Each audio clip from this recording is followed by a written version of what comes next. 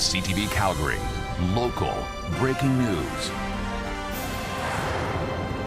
Good afternoon. Members of the Alberta legislature are back to work in Edmonton, and the UCP government says this session will include a bill on immigration to license recruiters and consultants who bring foreign workers to the province. And we want to make sure that if someone's coming to Alberta to work either as a permanent or non-permanent resident, that they're going to be treated well, that they're going to be treated fairly, be compensated fairly. And so the government is using this legislation to have more oversight at the provincial level over immigration. Joseph Scow also says there will be legislation for medical assistance in dying to prohibit those with mental illness and minors from deciding to end their life. The provincial budget will be revealed on Thursday.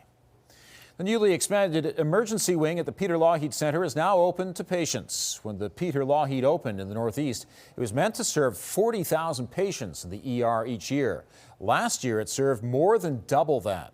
Today marks the end of a 6-year expansion project. 97 new patient beds have been added, including 28 for the emergency room. Patients started to be transferred into the new unit at 3 this morning, which will serve the most serious cases.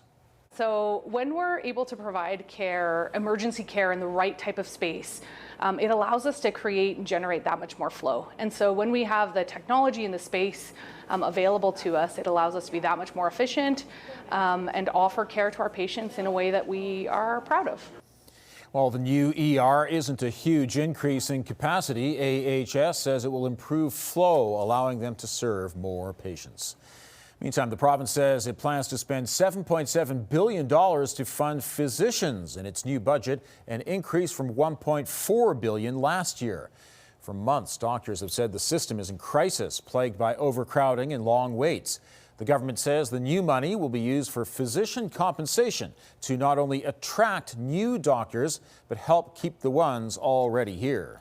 But now we have to work through all of the different specialties. And part of that is going to be looking at where we are relative to the number of specialists in other large provinces, and whether there are some that we need to do more attraction for and others where we're doing just fine. We always welcome more money into healthcare, but we want to make sure it's targeted and put in the right areas. It's well utilized, it's not wasted. The province says there are 13,000 doctors licensed in the province, which is up from about 10,000 a decade ago. The funding is part of the budget, which will be tabled on Thursday. The number of extortion cases being investigated by Calgary police has now risen to 28. The latest 2 happened less than 24 hours apart within blocks of each other in the community of Saddle Ridge. At around 2:45 on Sunday morning, 2 suspects fired several gunshots into a home on Saddle Ridge Drive and took off in a white sedan. Then around midnight on Monday, a suspect fired several shots at a home on Savannah Park, then ran away. Police confirm one of the shooting victims had recently reported they were being targeted. We've engaged in a robust safety planning process with that complainant and their family. As a matter of fact, we have a robust suppression and disruption plan, which we are running every evening and every night in the affected communities. And it's unfortunate that this situation happened despite the suppression plan being in place. Police say it's not clear if the same suspects were involved in both shootings. Nobody was injured. An investigation shows that incomplete training contributed to a 17-car train derailment near Brooks 2 years ago. The Canadian Pacific Railway freight train derailed on February 5th, 2024. On the previous day, the train had to stop due to smoke from one of the engine's motors. That motor was removed along with a speed sensor.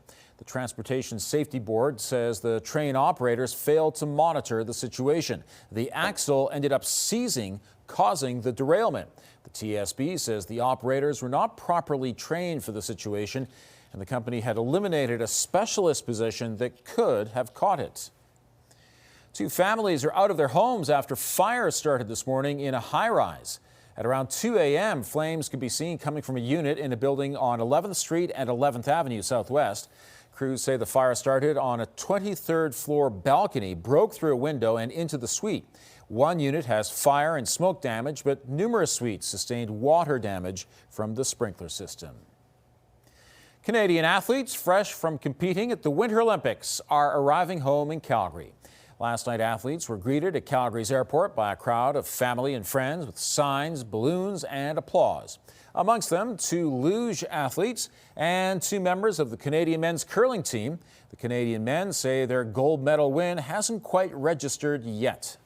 Feels amazing, a little bit surreal still. I don't even know if it's completely sunk in what we've accomplished. A t-shirt would have been crazy, but to come home with some hardware and to make it actually gold it's an unbelievable feeling right now.